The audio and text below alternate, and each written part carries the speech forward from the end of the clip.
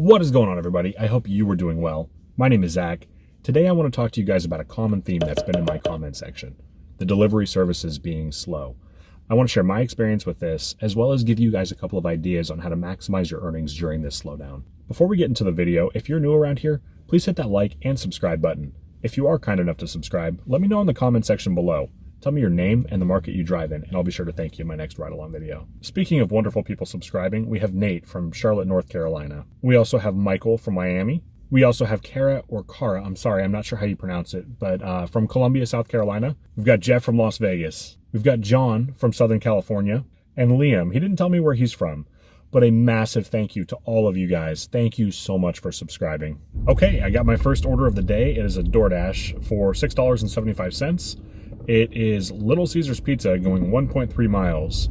Before I start talking about how slow it's been, I kind of want to start this off on a lighter foot. This morning I posted a video about the customer who lied on Uber Eats and put me at risk of deactivation by saying she didn't get her order. If you haven't seen that yet, you should definitely go check that out. So this was about a year and a half ago. Last night I was out delivering, and I had a double from Buffalo Wild Wings, and it was about 20 minutes late to pick up to begin with. It was actually my last two orders of the night, so I was tired and kind of cranky, and I was getting hangry is what it was, honestly. So I finally get both of my orders, and I see that the first one is going to the 4th floor of this apartment complex. And I'm like, great, because of course they don't have elevators. So I'm like, whatever, it's 12 or 13 bucks or something like that for a double order from the same restaurant. So I get there, and I use Beans to find the building number because it's dark, right? So I find the building, and as I'm driving in, I'm looking up, and I'm like, oh yeah, okay, right there, awesome. So I park. I had to park kind of further down. There was no parking whatsoever, so I had to park way down, and I stairs to the 4th floor, and I drop off the order, and about 10 minutes later, I start to think to myself, wait a second, there were 2 buildings when I drove in there, not one. Did I drop that off at the right building? And so for a good hour, I was kind of, I don't want to say panicking, but quite uncomfortable with the prospect that I very likely could have dropped the order off at the wrong place. So the irony of this story is that the video that was posted today, the customer on Uber who lied about not getting their order, who absolutely did get their order, by the way, spoiler alert, and the guy from last night that actually may not have gotten his order, were in the same apartment complex. Out of probably over 100 complexes in my city, they were in the same apartment complex. So I did not get any messages from Uber, no emails, no phone calls. Knock on wood, I do not have a contract violation. So far, this is still a funny story to me. So that's subject to change, but feeling a little better about it now. Anyway, I am at Little Caesars. I will go ahead and get that picked up and dropped off, and I'll check back in. I am back at Berkeley Village, and that was an easy $6.75. I will check in with the next one. All right, I just got my next order. It is Bob's Burgers and Brew, and it is I want to see you do a Walmart order. It doesn't have to be a shop Walmart because they're not a shop. But I want to see you do a Walmart order. You should do Walmart, Walgreens, Rite Aid, Safeway,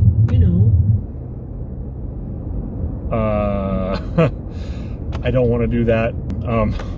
Anyway, I got this Bob's Burgers and Brew. It's $6.25. It's going a mile, something like that. I will check back in when I get that delivered. Okay, I got that burger order delivered. I had to wait inside for about 5-10 minutes for that, which kind of sucks because it was not a great order to begin with. But because I had to wait, I think that is going to be the warmest burger in the history of delivery. So that's cool. I am here at Mod Pizza, and I got this $6.75 order on DoorDash.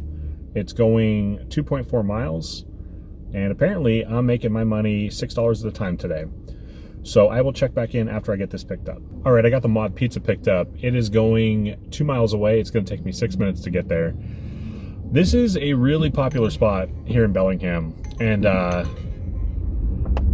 don't particularly care for it, but I have a theory why I don't like it. I had a really bad date there once, and just ever since then, I've never had any desire to eat there. Anyway, so look, it's been slow. Like, I'm not going to sugarcoat it. It's been like sketchy slow sometimes.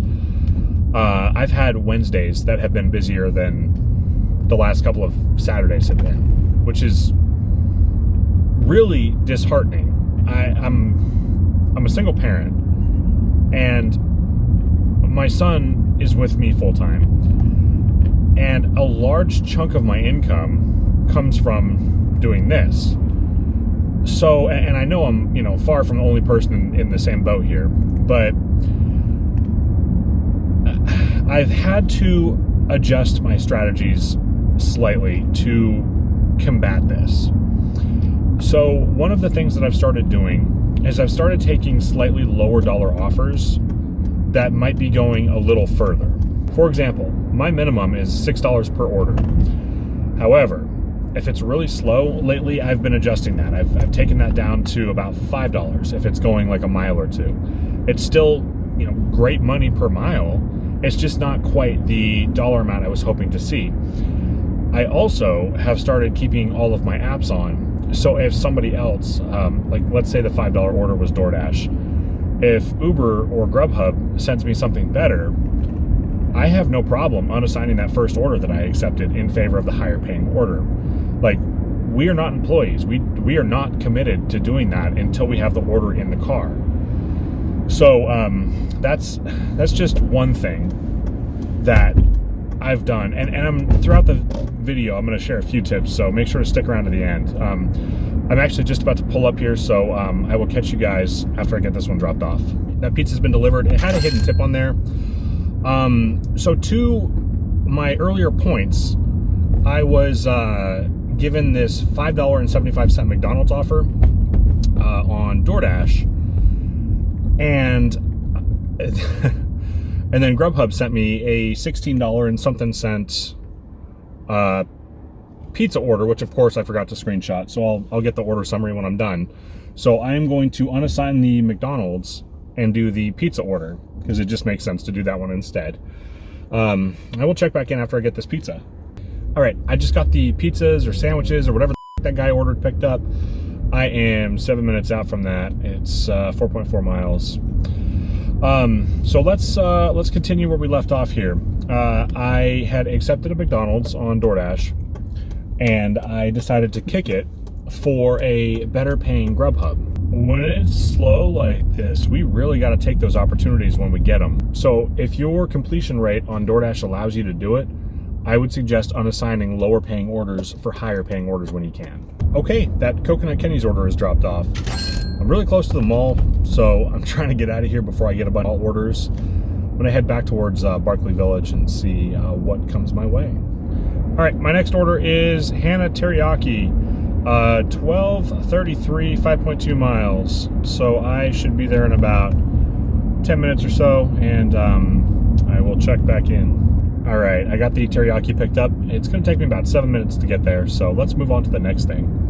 If you have multiple apps, you should be running them all simultaneously.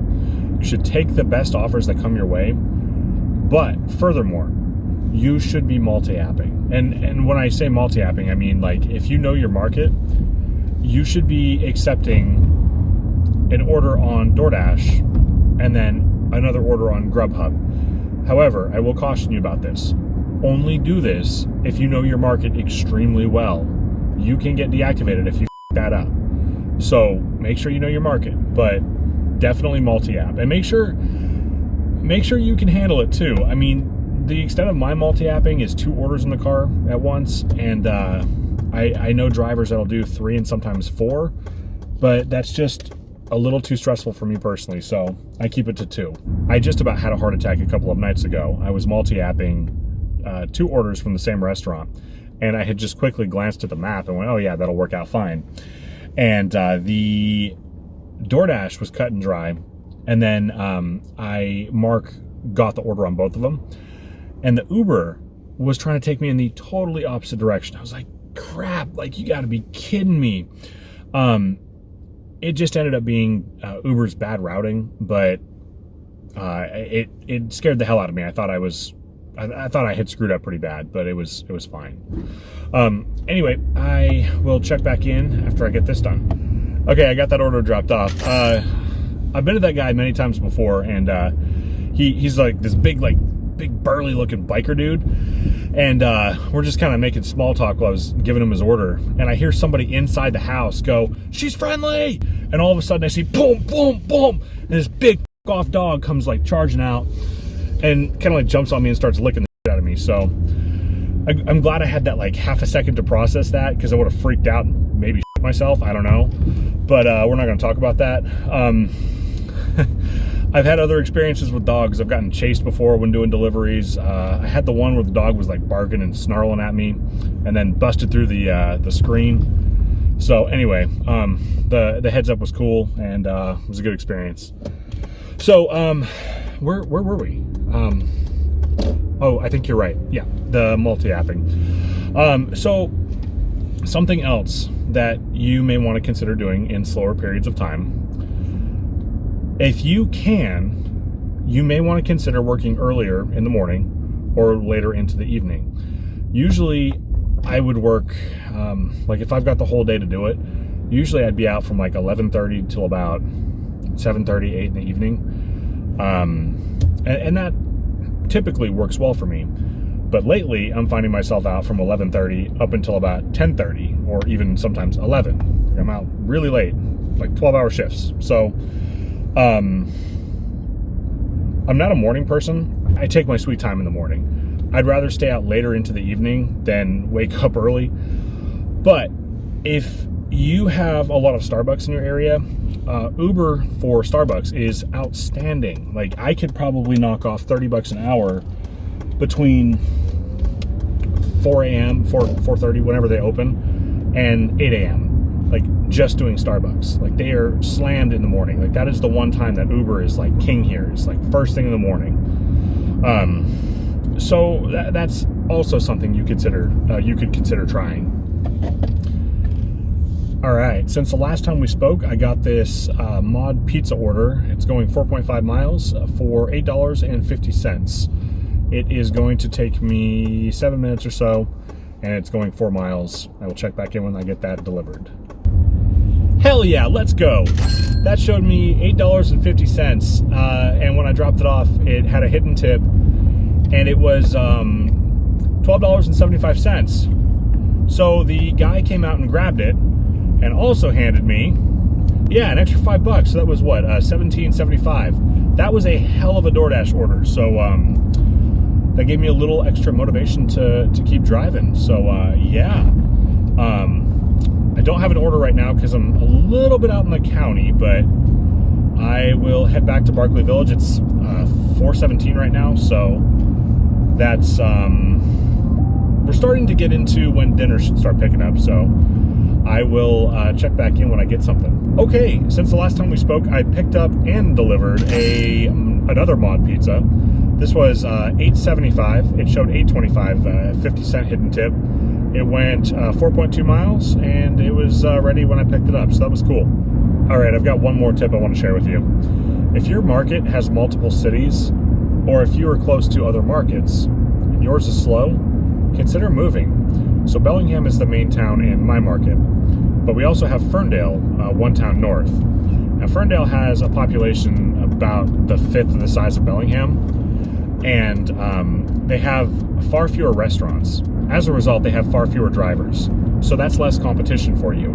Yes, they don't have as many restaurants that you could possibly pick up from. But when an order comes up, you stand a much higher chance of being sent that order as opposed to another driver.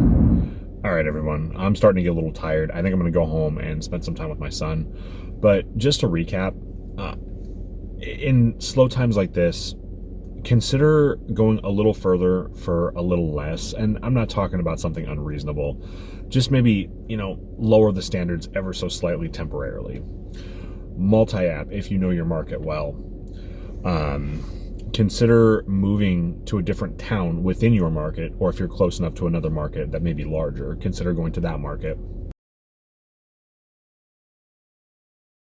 And last but not least, if you take an order on one app and get a better order on another app, ditch the one you've got if you can't multi-app it and do the better order. I know it's been slow, but it will improve. Just remember, tax time is coming up and people are going to be spending a lot of money again. If you guys haven't done so already, make sure to hit that like and subscribe button. My name is Zach. I'll catch you in the next video. Take care.